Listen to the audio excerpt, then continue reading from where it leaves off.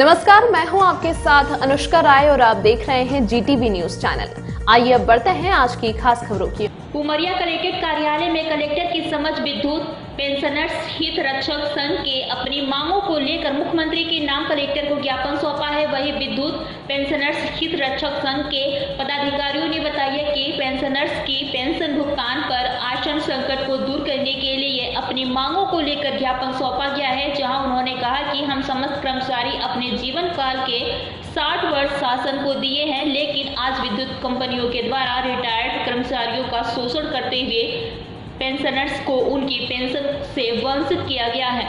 इससे पेंशनर्स को परेशानियों से होकर गुजरना पड़ रहा है। इस दौरान कंपनियों का कहना है कि हमारे पास पर्याप्त मात्रा में फंड नहीं है, जिसके चलते पेंशनर्स की पेंशन रोक दी गई है। एवं ज्ञापन के माध्यम से राज्य सरकार आग्रह है कि हमारे पेंशन भुगतान को लेकर कंपनियों पर दबाव बनाएं और विद्युत सब्सिडी का जो पैसा बाकी है उसके चलते सरकार कंपनियों को राशि उपलब्ध कराए, पेंशन का भुगतान करें। अगर पेंशनर्स को पेंशन नहीं मिली तो उनके पूरे परिवार को भूखमरी से होकर गुजरना पड़ेगा, जिसकी जवाबदेही शासन, प्रशासन एवं कंपनियों की होगी। उमरिया से शंकर सिंह की रिपोर्ट। आज मध्य प्रदेश के जो अपने पूर्व कंपनी का सभी कंपनियों को वेतन पेंशन रोक दी गई और कंपनी का कहना है कि हमारे पास पर्याप्त फंड नहीं है और सब्सिडी, भाई सब्सिडी से अपने को क्या मतलब, अपने को पेंशन चाहिए और समय से निर्धारित तारीख को दी जाती है। कहना है कि हमारे पास पर्याप्त फंड नहीं है। भाई फंड से अपने को क्या मतलब, जो अपना हक है, हक की लड़ाई अपने संबंध में हम कलेक्टर महोदय को ज्ञापन सौंप रहे हैं कि कंपनी कहती हमारे पास पैसा नहीं है। ये हम लोगों के साथ एहसान नहीं किया जा रहा है। अपने पूरे सेवा काल में 60 वर्ष बिताए हैं विद्युत मंडल को आगे बढ़ाने में और प्रदेश को।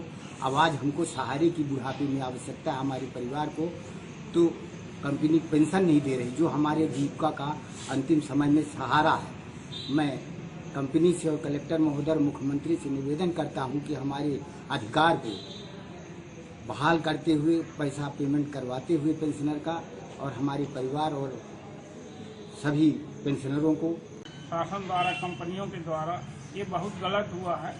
जो विधवाएं औरतें हैं कर्मचारी संकट में हैं, क्योंकि एक पेंशन ही जीविका चलाने का शायद, इसलिए हमारा शासन से निवेदन है कि हम लोगों को जिस तरह से पेंशन देते चले आ रहे हैं उसी तरह से पेंशन दिया जाए, ताकि हम लोग अपना जीवन निर्वाह कर सकें आगे।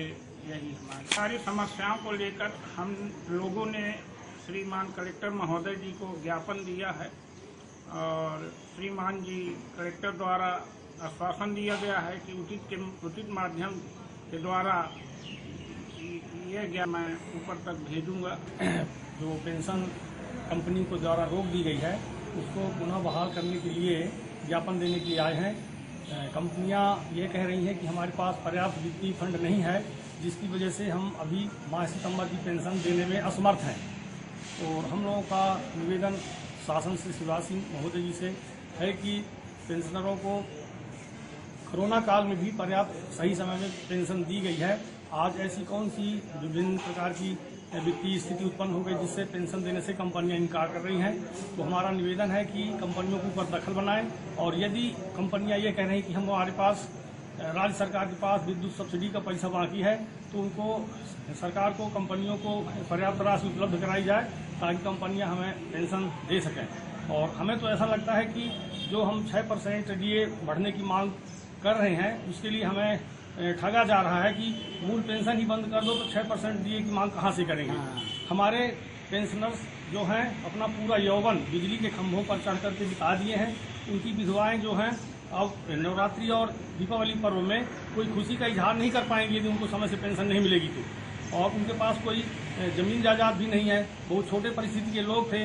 बिजली के खंभों में, धूप में, गर्मी में, बरसात में अपने पूरे परिश्रम से लेकर के